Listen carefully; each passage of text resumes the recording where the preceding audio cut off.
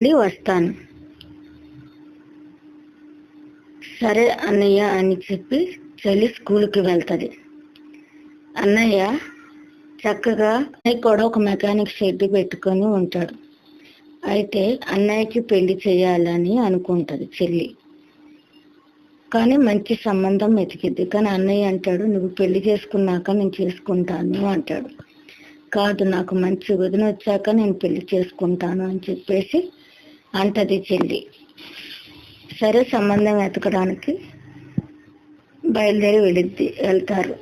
ఒక సంబంధం దగ్గరికి వెళ్ళి సంబంధం చూసి వదిన చాలా మంచిగా చూసుకుంటా ఉంటుంది. తన యొక్క మరదలను బిడ్డలాగా చూసుకుంటా ఉంటుంది. చెల్లికి వివాహం చేస్తాడు. అయితే చెల్లికి వివాహం జరిగాక